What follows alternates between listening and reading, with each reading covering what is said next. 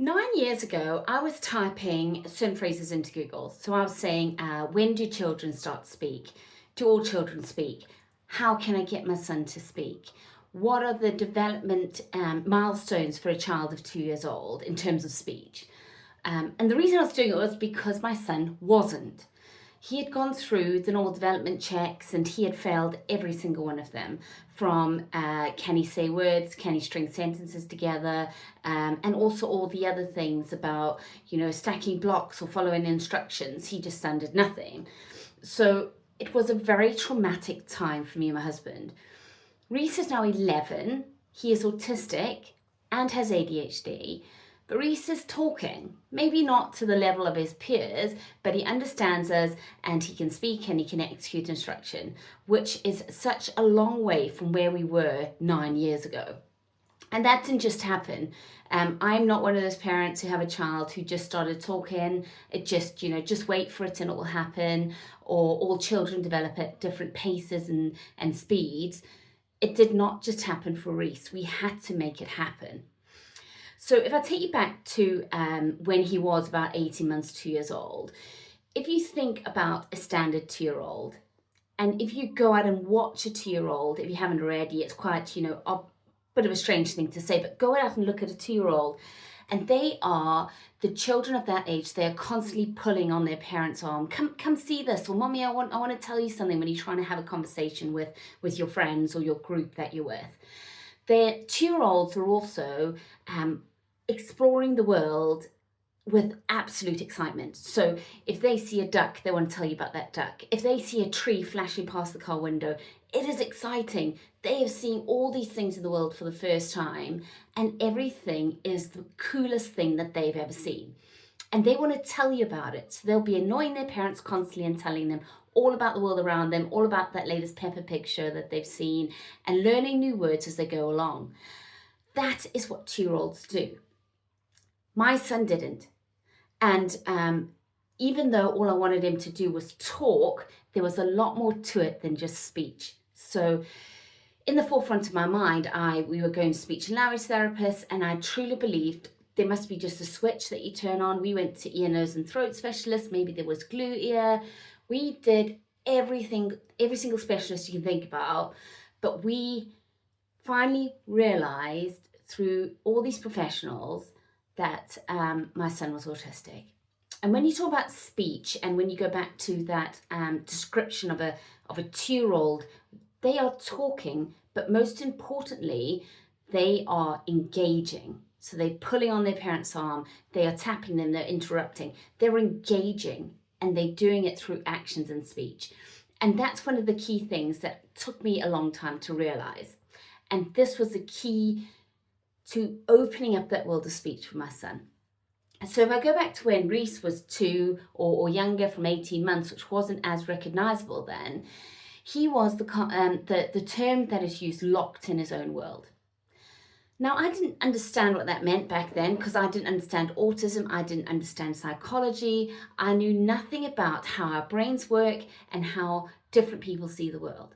So when professionals and, on websites and people said, you got to enter his world, he might be locked in his world, I struggled to understand that concept. And if you are to, I'm going to explain it to you quickly. So the way I would explain it is, if you, any one of us, go, you zone out, you think about something. So when you zone out, and you can imagine one of your friends or your colleagues going, oh, are you okay? And you sort of snap out of it.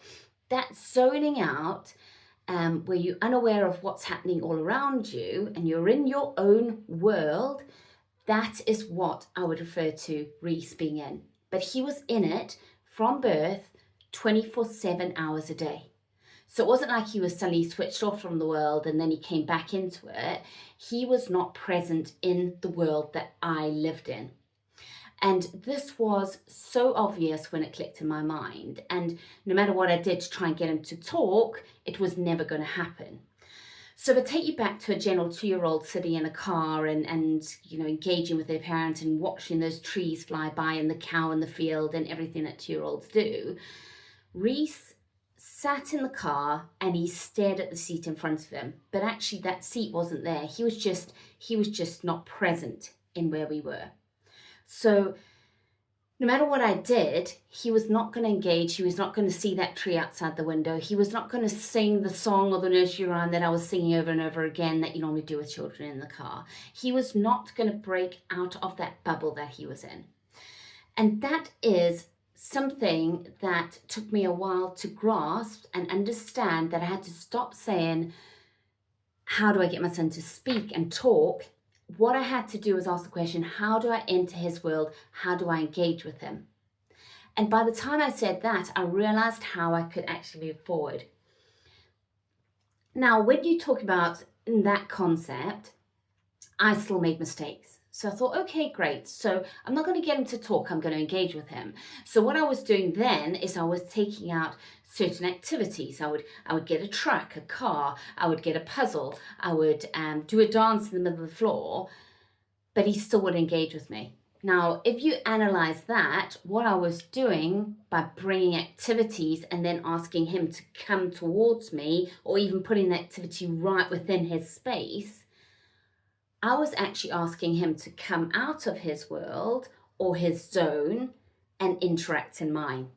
That's not going to work. He didn't want to. He had known his zone and his comfort for the whole of his life. That stuff was of absolutely no interest to him, and he did not want to partake in it. So you've got to switch. So what you've got to do, if your child is not speaking, not communicating, not engaging, you do not pull them out of where they are to interact in the way that you want them to interact. What you've got to do is switch the narrative. You've got to interact and engage in their space. And what I mean by their space, their zone, in their little bubble that they have locked themselves within. And I talk about this a lot across my other videos, across social media, across my A&Me blog, and across this channel. So you can actually see some of the strategies that I've used to do that. But if I give some examples of how I unlocked Reese's world, and this didn't happen overnight, it's not something I did and then the next day he was there and we worked on talking.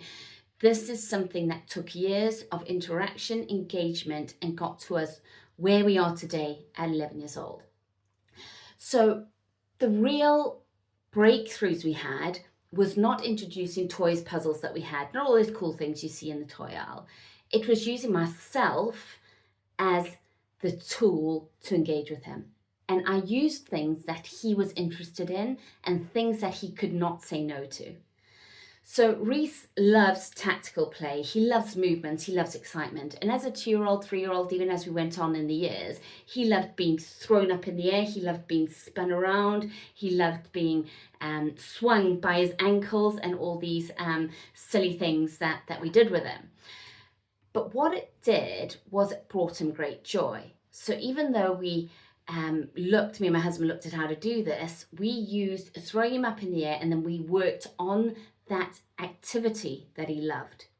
And how we could work on something like that was pausing and then seeing if he wanted more, and just working on engagement with maybe a flicker of eye contact or even just a gesture of some sort, because that was him communicating non-verbally to us that he wanted more. So we worked a lot on engagement, and I'll do another video about loads of examples of engagement and how we actually entered his world, again, that concept, and we were able to expand the bubble of his world to let us in a bit. By doing that, so we found obsessions and we found ways of doing it, we triggered the engagement. And only once you got that engagement were we able to then look at how we could enhance that and get him filtering those words and get him to speak. So if you're looking and you're typing on Google all those phrases that I did back 9 years ago, 8-9 years ago, about how do I get my child to speak, how do all children speak, why are they not at the milestones they should be, I want you to pause and I want you to stop thinking about getting your child to speak, and I want you to look at how they engage with you. Are they part of your interactions in the world? Are they tugging at your arm to get something? Are they trying to communicate with you non-verbally in a way that they can? Use those engagement parts. Do what your child enjoys. Engage with them on their terms, on things that they enjoy. And then what you can do from there is you can enhance the speech that can come later.